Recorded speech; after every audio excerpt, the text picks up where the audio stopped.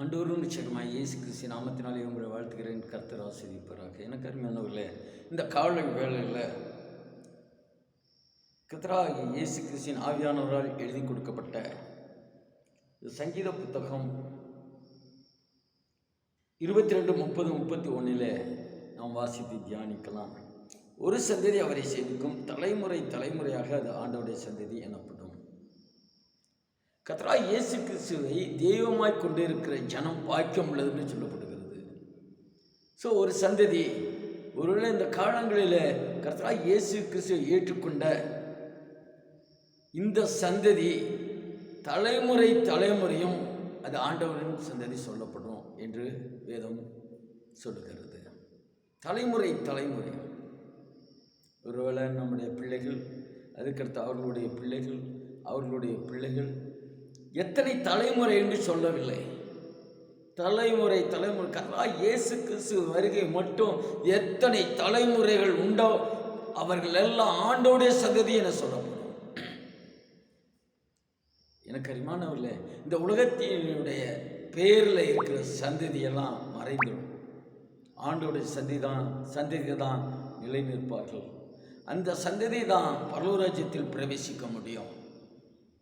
சொல்லப்படுகிறது, ஒரு சந்ததி அவரை சேவிக்கும், தலைமுறை தலைமுறையாக அது ஆண்டோடைய சந்ததி எனப்படும். எனக்கு அருமையானவர்களே, இந்த லிபனோன் ஜெபத்திட்டம் வாங்குவதற்கு மிகவும் பிரயாசப்பட்டு கஷ்டப்பட்டோம். அப்பொழுது இதை விற்று அந்த சகோதரன் குடும்பம் நல்ல ஒரு அரசியல்வாதி, செல்வாக்கு உள்ள குடும்பம். இதை அவர் நாங்கள் வாங்கின பொழுது கொடுத்த பணத்தில் ஒரு பைசா கூட அவர்களால் அனுபவிக்க முடியலை.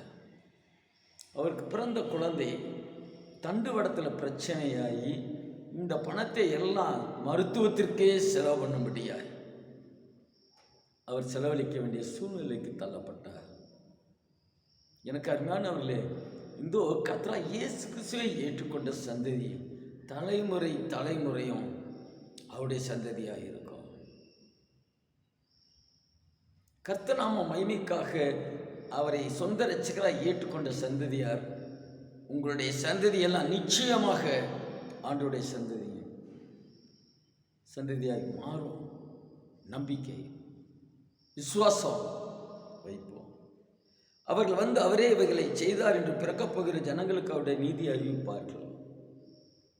இந்த சந்ததியை கர்த்தராகிய இயேசு கிறிஸ்துவை ஏற்றுக்கொண்ட சந்ததிக்கு கர்த்தர் செய்த நன்மைகள், அற்புதங்கள், அடையாளங்கள், பிசாசின் பிடியிலிருந்து விடுவிக்கப்பட்டது, கர்த்தருடைய மகத்துவங்கள், அவர் செய்த நன்மைகள் எல்லாவற்றையும் பிறக்கப் போகிற குழந்தைகளுக்காக சொல்வார்கள். ஜனங்களுக்கு அவருடைய நீதி அறிவிப்பார்கள்.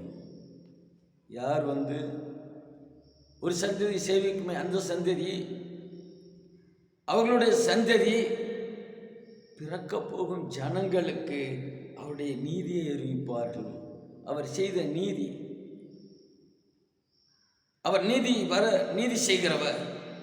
எனவே கர்த்தருடைய நாம் மகிமைக்காக ஒரு சந்ததி ஆண்டவரை சேவிக்கும், அது தலைமுறை தலைமுறை ஆண்டவர் சந்ததி என சொல்லப்படும் என்ற வசனத்தின்படி அவர்கள் ஜனங்களுக்கு அறிவிப்பார்கள். கர்த்தரே எங்களை உயர்த்தினார், கர்த்தரே ரட்சித்தார், கர்த்தரே பாவத்தை மன்னித்தார், கர்த்தரே உயர்த்தினார், கர்த்தரே எங்களை அவருடைய சரீரமாக சபையிலே சேர்த்து கொண்டார் என்கிற இதை பிறக்கப் போகிற ஜனங்களுக்கு அவருடைய நீதி அறிவிப்பார்கள். பாவத்துக்கு மரித்து நீதிக்கு பிழைத்த அந்த நீதியை அவர்கள் அறிவிப்பார்கள் என்று வேதம் சொல்கிறது. எனவே எனக்கு அருமையானவர்களே, நீங்கள் இயேசு ஏற்றுக்கொண்ட சந்ததியாக இருப்பீர்கள், ஆனால் நிச்சயமாக உங்களுடைய சந்ததி ஆசீர்வதிக்கப்படும். இந்த காலங்களில் சந்ததி எப்படி இருக்கிறதுங்க? எப்படி இருக்கிறது? பிள்ளைகளுடைய நிலைமை என்ன? வாலிபர்களின் நிலைமை என்ன? சிறு பிள்ளைகளின் நிலைமை என்ன? ஆசீர்வதிக்கப்பட்ட சந்ததியாக இருக்கிறார்களா? அநேகரை பார்க்கும். நீங்கள் ஆசீர்வதிக்கப்பட்ட சந்ததியாய் மாற வேண்டுமானால் இயேசுவை ஏற்றுக்கொண்ட, அவரை சேவிக்கிற, தொழுது கொள்கிற சந்ததியாக இருக்க வேண்டும். அப்படி சந்ததியாய் இருப்போமானால் சந்ததி தலைமுறை அவர் கிருபை இருக்கும். எனவே அவரை ஏற்றுக்கொண்டு அவருடைய சந்ததியாக மாறும். கர்த்தர் ஆசீர்வதிப்பாராக. எங்களுக்காக செபித்துக் கொள்ளுங்கள். இந்த இடத்துல அடுத்த வாரத்தில் 18ஆம் தேதி 3ஆம் சனிக்கிழமை விடுதலை உபவாசம் வந்திருக்கிறது. பாஸ்டர் ஜோசப் விக்டர் என்கிற அருமையான தேவ மனுஷர் வருகிறார். வாருங்கள், இணைந்து ஜெபிப்போம். கர்த்தருடைய வார்த்தையை ஏற்று கர்த்தரை மேம்படுத்துவோம். கர்த்தர் ஆசீர்வதிப்பாராக. ஆமீன்.